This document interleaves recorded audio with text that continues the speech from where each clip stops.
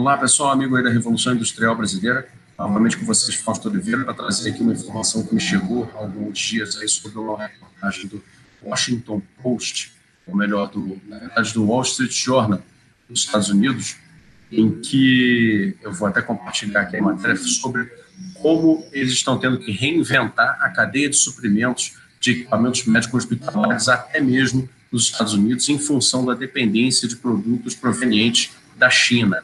Deixa eu compartilhar a tela aqui com vocês, que eu faço questão de mostrar a reportagem. A gente vai fazer alguns comentários para vocês verem como está essa situação lá em plenos Estados Unidos. Então, a matéria está compartilhada, ou seja, um caótico mercado ilegal determina quem consegue e quem não consegue os equipamentos necessários para combater a pandemia do coronavírus. Basicamente, a reportagem é um relato de uma série de casos em que os estados, dos Estados Unidos encomendam produtos médicos hospitalares através de revendedores, compradores e revendedores, que são pessoas que fazem a importação diretamente da China, e esse mercado, de uma hora para outra, explodiu. Ele ficou completamente desorganizado.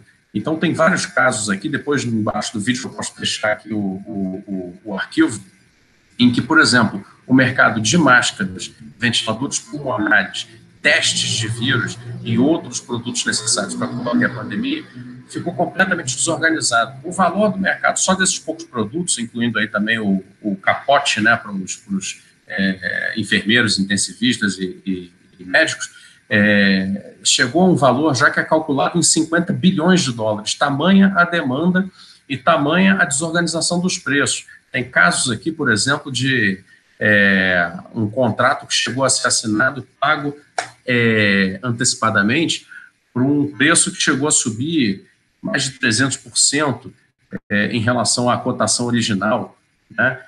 Já esse outro caso aqui, por exemplo, esse county aqui dos Estados Unidos, o Henrico County, queria comprar 37 mil capotes de isolamento por um preço de R$3,20 cada. Só que no dia seguinte ele foi ter que cotar com outro fornecedor chinês e a encomenda tinha subido para 30 mil capotes mais, e o preço tinha subido 38% de um dia para o outro e ficou em $4,40 cada um. E ele deu um jeito, então, de fazer um envio por avião de 6 mil capotes e os 24 mil restantes por navio.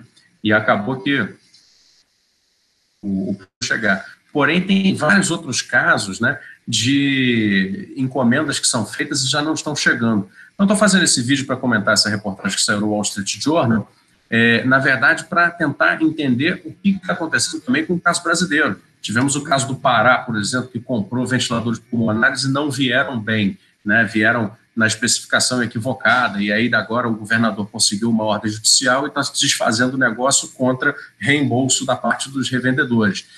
Isso também está acontecendo nos Estados Unidos. Aqui nessa matéria, vou deixar aqui embaixo a referência, tem inclusive vários casos que também se conta de a máscara N95, aquela necessária para a proteção do enfermeiro, do médico na UTI, chegou fora da especificação, só que aí a compra já tinha sido feita. Então tem várias compras que eles depositam, perdem o dinheiro, ou então não pagam adiantado e perdem o negócio, ficam sem, e existe toda uma fábrica de luvas, por exemplo, também está se colocando muito a questão das luvas, dentro desse contexto aí, dessa desorganização de mercado, e é uma pressão muito grande, aí chegamos na parte que fala da 3M, uma pressão muito grande para que as fabricantes americanas de equipamentos médicos hospitalares e insumos, deem conta do recado.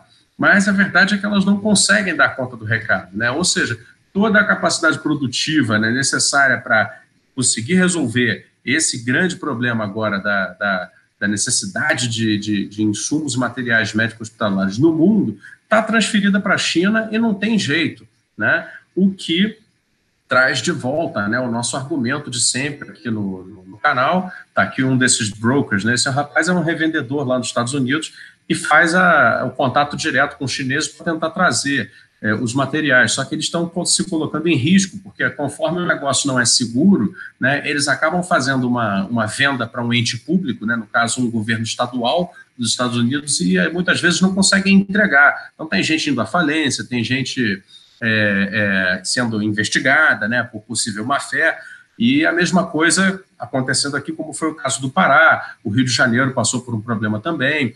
Então, mais do que nunca, se coloca, né, a questão da independência produtiva, né, aqui no Brasil, como também nos Estados Unidos.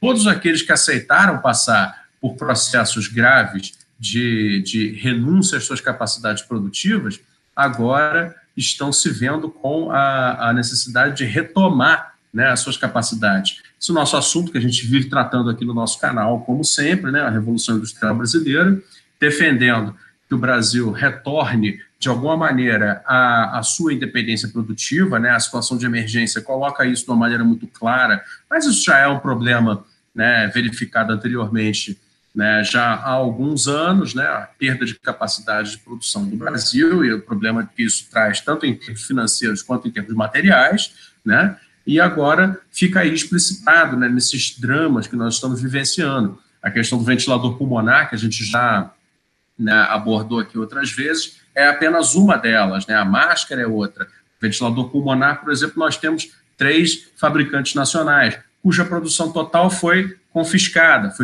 foi pedida, solicitada pelo Ministério da Saúde para uso agora no SUS, na expectativa de que se pudessem oferecer milhares de ventiladores pulmonares de uma vez só. Resultado, a produção nacional inteira se resumia a 400 e poucas unidades. Então, ficou muito aquém. Esse aquém é justamente aquilo que comprova, né, que as 3 fabricantes brasileiras de ventiladores pulmonares não tinham condição de ir lá e atender essa demanda, né, porque grande parte dos componentes e insumos que são necessários para se produzir o ventilador pulmonar também são importados, e a maioria deles da China. Então, fica aqui mais um alerta, né, para que a gente, com essa pandemia, discuta, né, as potencialidades e capacidades de reorganização da produção dentro do território nacional, e que, afinal de contas, não passemos mais por situações como essas que passou o governo do Pará, que passou a Prefeitura do Rio de Janeiro, né? E o próprio SUS está passando, né, com a falta dos EPIs, com a falta dos ventiladores pulmonares, o que contribui para aumentar os números vergonhosos de mortes, né, por coronavírus nessa pandemia, né, que poderiam ser evitados caso, né, ou pelo menos o número de contágios também poderia ter muito ser diminuído caso nós tivéssemos mais capacidade de prover para os nossos médicos intensivistas, enfermeiros, fisioterapeutas pulmonares, motoristas de ambulância, paramédicos e outros profissionais de saúde, as condições materiais de trabalho para lidar com essa pandemia. Fica o consolo de que não é um problema só do Brasil, né?